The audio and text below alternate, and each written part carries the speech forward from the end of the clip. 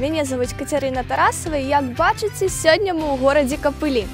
Першапачаткова ми збиралися починати від Замкової гори, але тут поміняли лічби з дати заснування города. Першапачаткова лічилося, що город був заснований у 1274 році, але 2 роки тому було встановлено, що він на 258 років старіший. І ви можете бачити, що насамрэч він був заснований у 1006.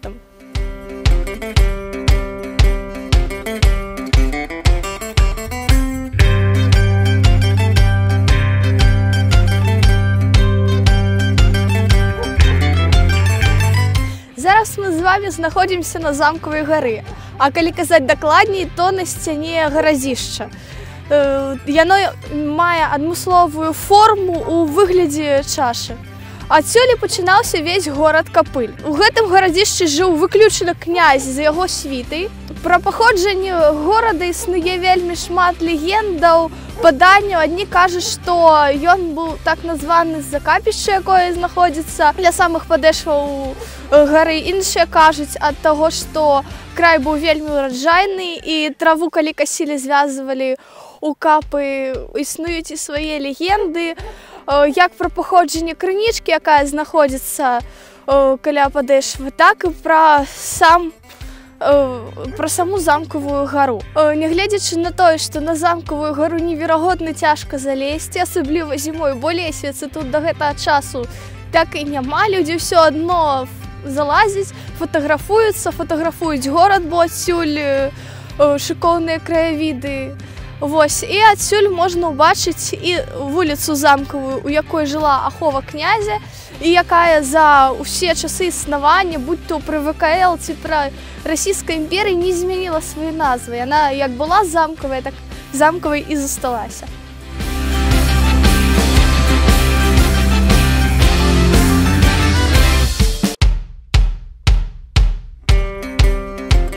Вось тая самая крынічка, пра якую я казала яшчэ на Замкавай гары. Па якасцях яна не саступае той мінеральнай вадзе, якую мы набываем у крамах, прывезеныя да нас, ну, напрыклад, Швецыі. А па некаторых характарыстыках нават лепшая. Сюды прыязджаюць людзі з усёй Беларусі, з Еўропы, увогуле з ўсяго свету, каб проста набраць вады. І яшчэ адна яе такая цікавая характарыстыка, тое, што яна заўсёды адной тэмпературы, +7.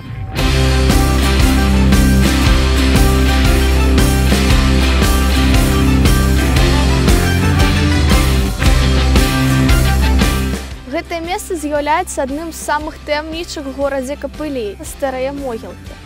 Самае цікавае на іх гэта вось гэтыя курганы. Па ўзросце іх адносяць прыкладна да 7 до 9 стагоддзя, і захаванне ў іх праводзілі яшчэ язычнікі. Асаблівасць гэтых курганоў у тым, што, па-першае, там няма целаў, там толькі іх прах. І па-другое, што разам з імі ў курганы закапаныя асабістыя рэчы людзей. І былі знойдзены такія рэчы, якіх больш нідзе на Беларусі не знаходзілася, як, напрыклад, наканечнік ад шлема ці накладка на папругу. Такіх больш у рэспублікі нашай не знойдзена, яны былі знойдзены толькі у Нарвегіі, Фінляндіі. Вось. І перададзены яны ўсе ў мясцовы краязнаўчы музей. І таксама тут знаходзяцца старыя могілкі, на якіх ужо захаванні не адбываюцца. Гэта габрэйскія і татарскія могілкі. Габрэйскім могілкам больш за 200 гадоў, а татарскім захаванням больш за 500.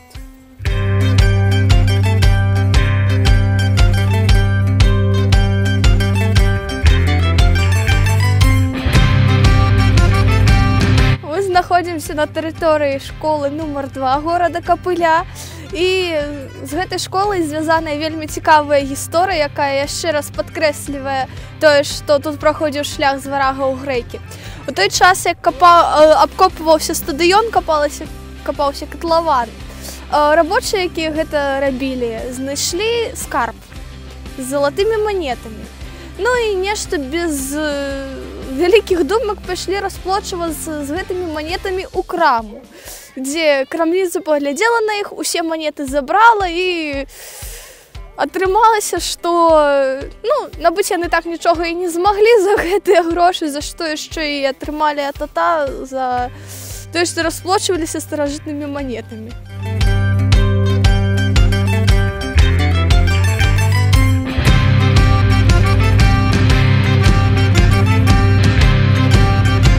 Сакральны Капыль можна бачыць на прыкладзе каталіцкага касцёла, які быў збудаваны ў 1439 годзе. Да 19 стагоддзя ён праіснаваў у драўляным выглядзе, а пасля быў перабудаваны ў мураваны. Але падчас Вялікай Адчыннай вайны ён быў амаль цалкам знішчаны. У 50-е годы пасля вайны яго даразбуралі усімі сіламі, і ў той жа час з выкарыстаннем падмурку касцёла і яго сцен збудавалі рэстаран.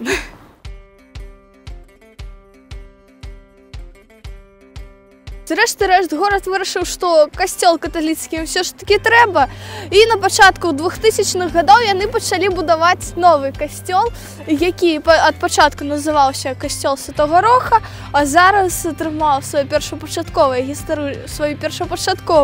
гістарычную назву касцёл Святых Пятра і Паўла.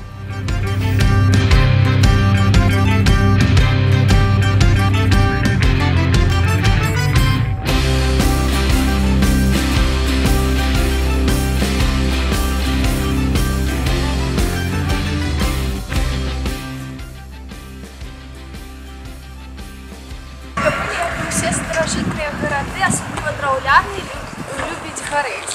І ў 1905 годзе пасля вялікага пажару драўляны цэнтр горада быў знішчаны дашчэнту. І з Менску прывезлі інжынера, які спраектаваў новы план горада. І людзі вырашылі ставіць мураваныя збудаванні, але далёка не ўсе хацелі гэта, таму што уладары гэтых збудаванняў, якія першапачаткова былі розныя, былі не згодныя на тое, каб іх рабілі аднолькавымі, таму што трэба было камусьці саступаць месца. Пасля гэтага губернатар горада пачаў пагражаць усім штрафамі, выпісаў гэтых штрафаў. Людзі вырашылі, што куды танней будзе пабудаваць мураваны цэнтр.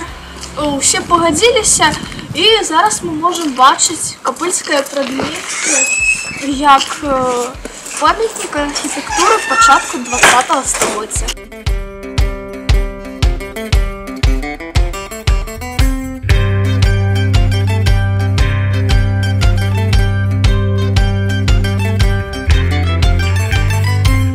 Капыль багаты на вядомыя імёны. У яго раёне нарадзілася 36 пісьменнікаў, адзін з которых Цішка Гартны, ці Зміцер Жалуновіч, выдатны пісьменнік і палітычны дзеяч. Тут жа ён закончыў двухкласавую школу і пачаў працаваць менавіта тут, калі зараз тут краязнаўчы музей, а ў часы маладосці Цішкі Гартнага тут была гарбарня, дзе ён працаваў майстром-гарбаром. Як ён пасля сам успамінаў, працаваць там было амаль немагчыма, было няма чым дыхаць, было амаль нічога не бачна, і калі выходзіў, быў увесь у смогу і з чорным тварам. Знаходзіцца гэты музей і помнік на вуліцы Жалуновіча, на ёй жа знаходзіцца і дом, у якім нарадзіўся паэт.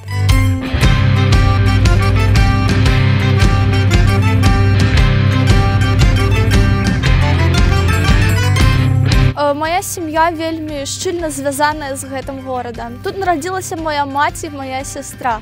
Штогод мы прыязджаем сюды да стрыечных сясцёр, адзначаем дзень народзінаў маці і сястры, і ў адзін з момантаў мне проста стала цікава даведацца, што гэта за горад.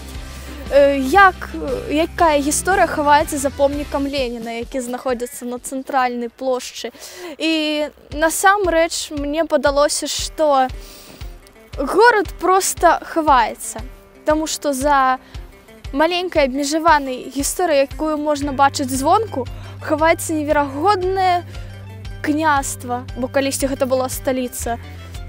Неверагодная гісторыя, неверагодныя лёсы. Як вы ўжо бачылі, у гэтым горадзе на месцы старажытнага касцёла рэстаран, на стадыёне школы старажытныя скарбы. І паверце, тут яшчэ шмат таямніц, таму прыязджайце і разгадвайце іх самі.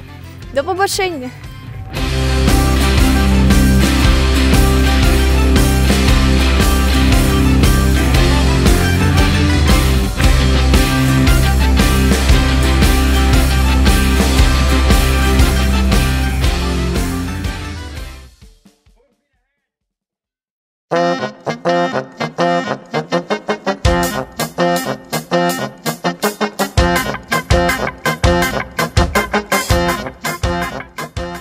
Зараз мы знаходзімся на адным з самых таямнічых месцаў горада Капыля.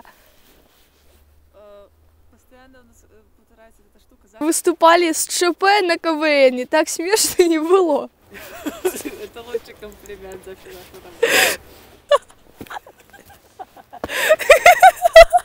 Прыязджайце да нас. Я залажала спадрове.